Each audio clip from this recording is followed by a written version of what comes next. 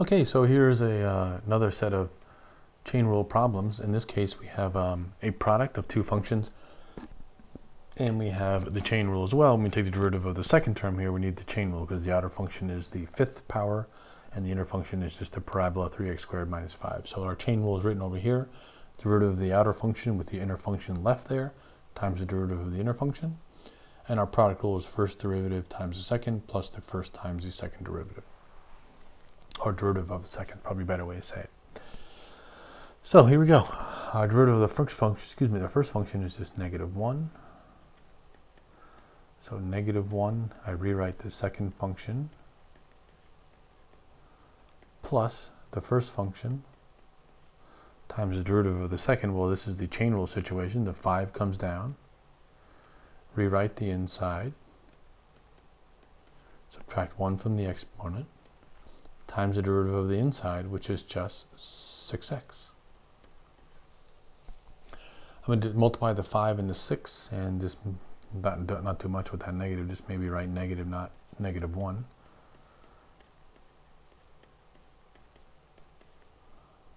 Plus 30x, 1 minus x, 3x squared minus 5 to the fourth power.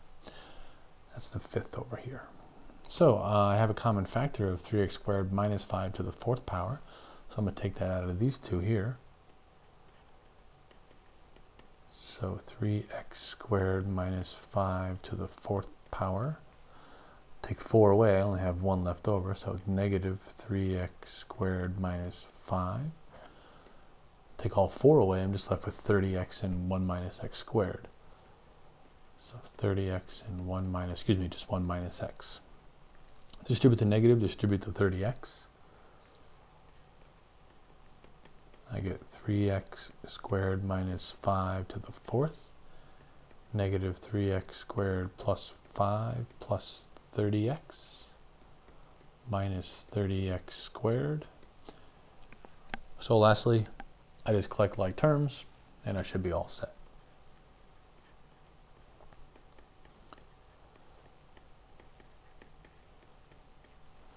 So this is negative 33x squared plus 30x plus 5.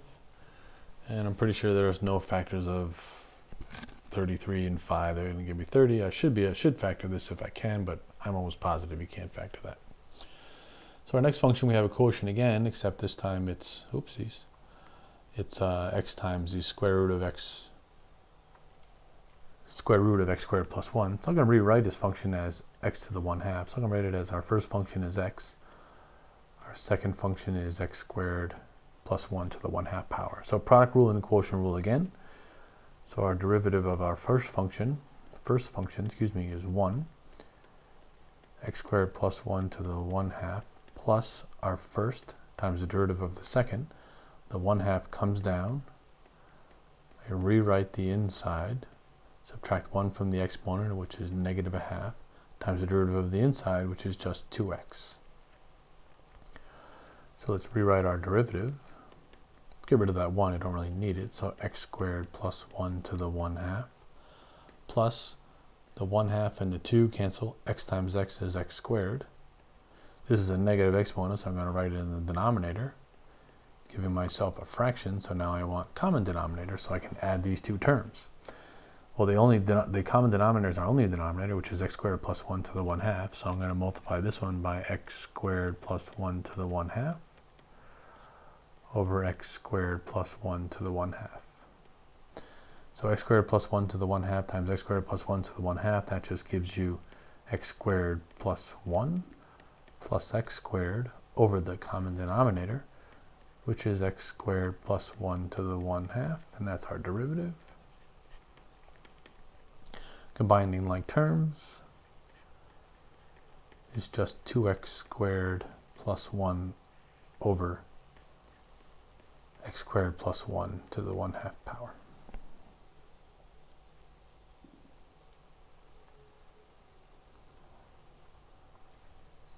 This next one, the easiest way I find to handle is, as opposed to having negative exponent, it just kind of makes things uglier than it has to be.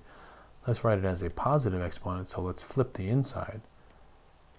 So I'll write it as the tangent of x secant of x plus 1 to the positive third power. So here we have the chain rule again, except this time our outer function is the cubing function, our inner function is tan over secant x plus 1, so therefore we need the quotient rule with this inside.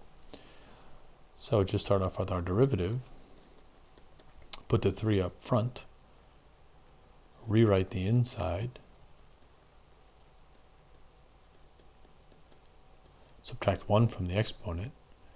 Now we have to use the quotient rule. The quotient rule says low, which is just secant x plus 1, times the derivative of high, which is secant squared x, minus high, tangent x, times the derivative of low, which is the derivative of secant x plus 1 is just secant tan,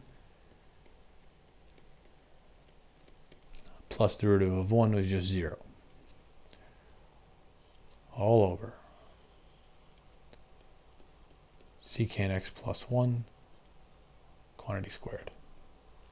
So now we just have to do a lot of work with this second piece over here.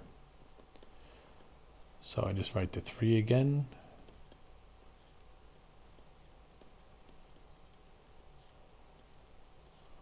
I'm going to distribute this secant squared. So I get secant cubed x plus secant squared x minus tan times tan is tan squared secant x all over secant x plus 1 quantity squared. I now have 3 terms and all of them have a secant in it, so I'm going to take a secant out. And at the same time, I'm just going to rewrite this first term as tangent squared x all over secant x plus 1 quantity squared times, let's take out a secant of x. I get secant squared x plus secant x minus tangent squared x all over secant x plus 1 quantity squared. Now I have secant squared x minus tangent squared x. Well, Pythagorean identity says the sine of squared x plus the cosine squared x equals 1. I want tangent squared, so I'm going to divide everything by cosine squared x.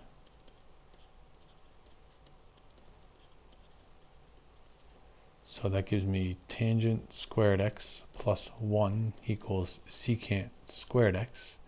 And if I move the tangent over, I get 1 equals secant squared x minus tangent squared x.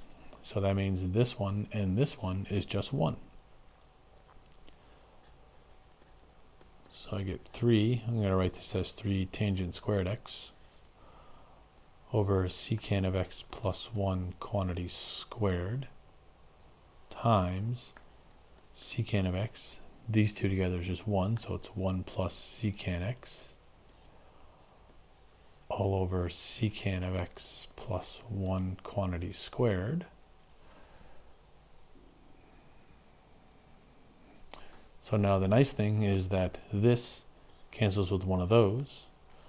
So I'm left with dy dx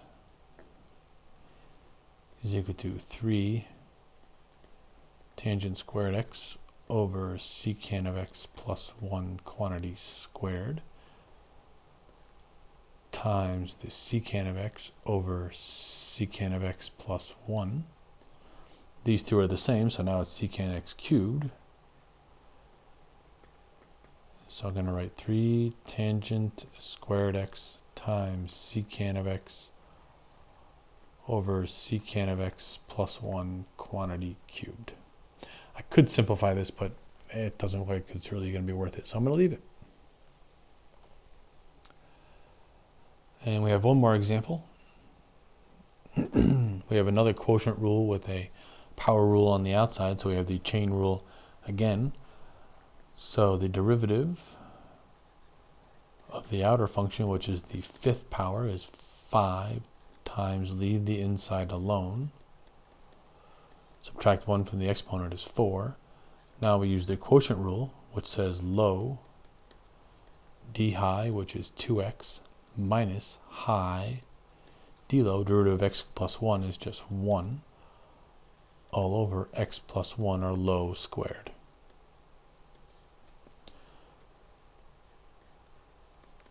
So I'm just going to write this as, I'm going to write this x squared to the fourth. So 5x squared to the fourth, x plus 1 to the fourth. Distribute this 2x, I get 2x squared plus 2x minus x squared, x plus 1 quantity squared. Combining like terms, I get x squared plus 2x. And I'm going to write this as x squared to the fourth is x to the eighth, so 5x to the eighth times x squared plus 2x over x plus 1 quantity squared. I inadvertently forgot the x plus 1 to the fourth. Since these two are the same, I can just add the exponents. I said tame. So I get 5x to the eighth times x squared plus 2x all over x plus 1 to the sixth. I'm going to take an x out of this and just multiply it by that, and then I'll be done. So I'm going to get 5x to the ninth, because one of these x's times x to the eighth, x plus 2, x plus 1 to the sixth.